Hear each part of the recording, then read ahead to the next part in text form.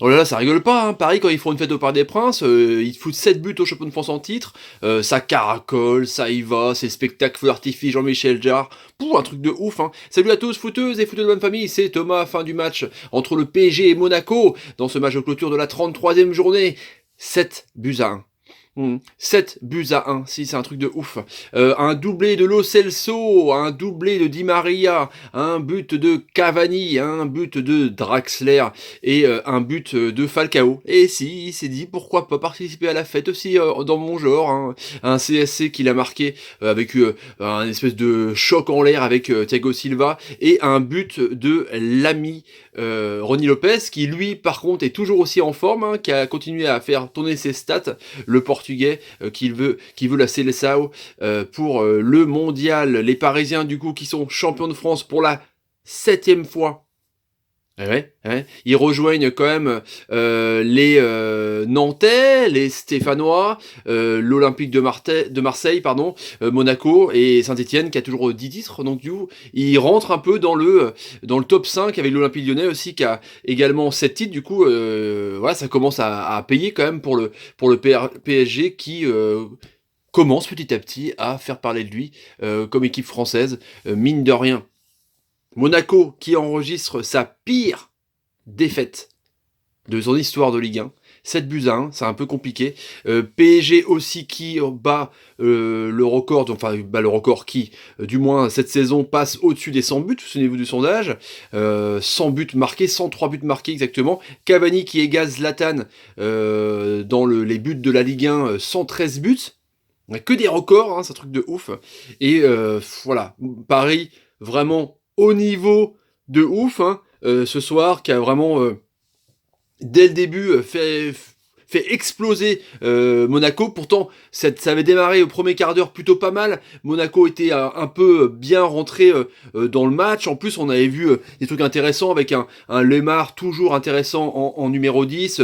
Moutinho, Fabinho, Moutinho que quand il est à côté de Fabinho, il est assez intéressant. Moutinho, des fois, il était en numéro 10, en pointe haute d'un triangle défensif.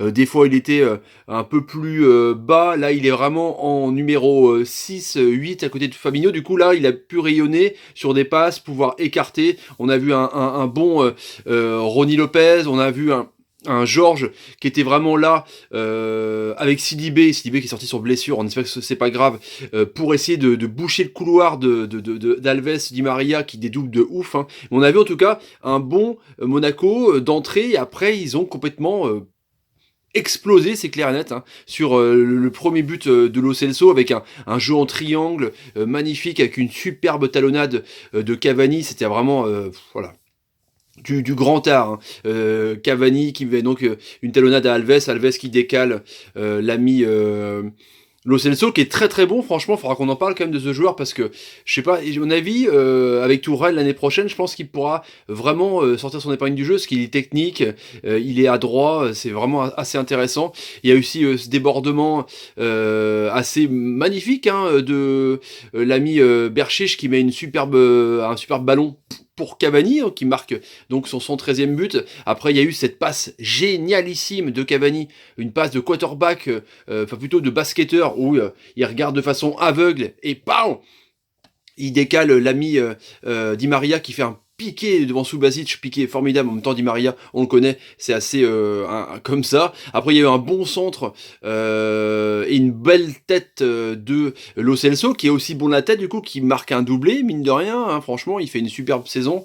Ensuite, il y a eu encore Di Maria sur un caviar complet et un contrôle énorme de Pastore qui était aligné à l'attaque parisienne, un contrôle de ouf, pas porte-manteau, mais en tout cas, il arrive sur une balle super haute en profondeur à apaiser le ballon, le caresser, quoi, et pouvoir donner un caviar à l'ami Di Maria. Et puis là, sur un corner, et ben voilà, il y a une embrouille avec les défenseurs, Radji, Jemerson et Thiago Silva qui se fait un petit peu mal, et du coup ça retombe sur l'ami Falcao.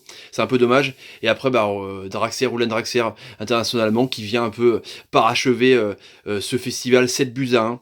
Ouais, c'était incroyable, de voir ça, donc je vous dis les 4 buts en 13 minutes, Monaco a complètement explosé. Ils ont su revenir aussi avec, une belle passe de Jorge et Rony Lopez qui était un peu décalé à gauche, qui a pu tromper, Areola. D'ailleurs on a vu un peu, Berchiche un peu dans le mal sur cette défense, c'est peut-être le truc à redire, mais du coup, Monaco qui se fait complètement péter, hein, c'est ce qu'à le dire, au Parc des Princes, qui pouvait peut-être faire reculer l'échéance du titre de Paris, mais qu'on voit un écart de ouf par rapport à l'an dernier où Monaco avait fait une saison de malade mental.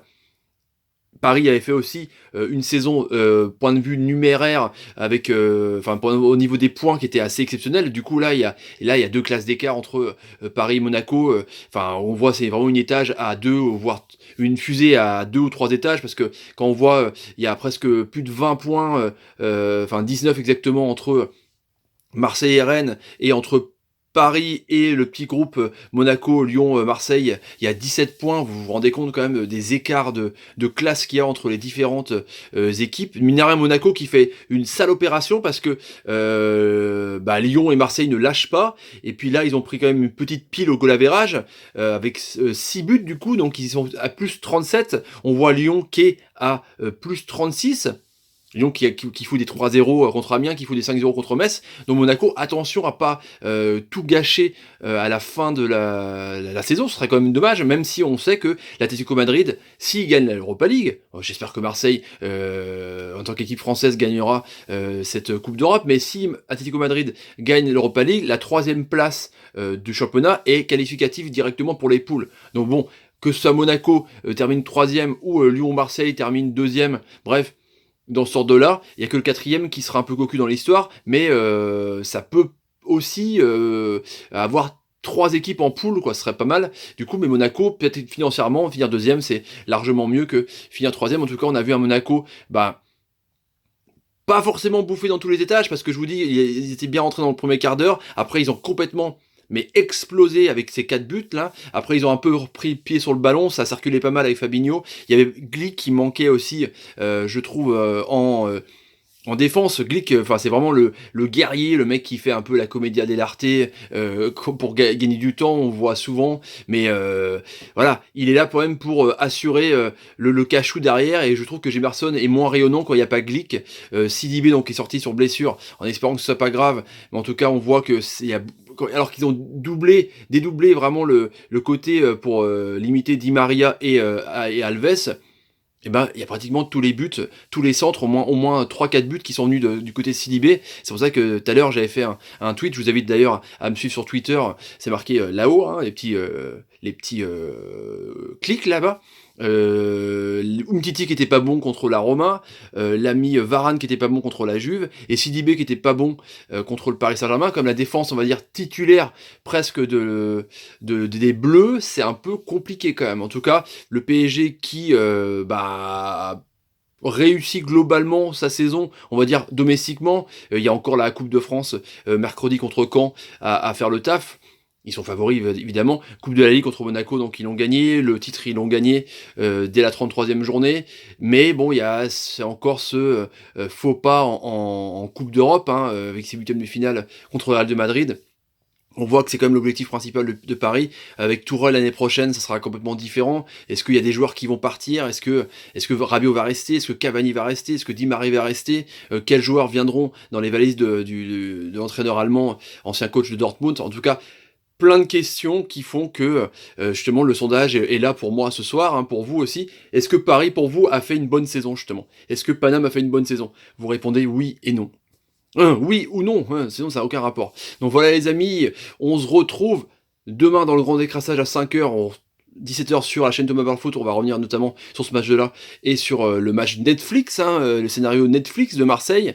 Et j'ai envie de vous dire, on est à 1400 abonnés, merci à tous, c'est énorme, en à peu près moins de 6 mois. Donc si vous avez envie de me soutenir et vous abonner à la chaîne, n'hésitez pas. Si vous avez envie de mettre des pouces, comme quand Cavani vous fait une passe de ouf comme il a fait à Di Maria, si vous voulez aussi partager la vidéo, c'est le nerf de la guerre.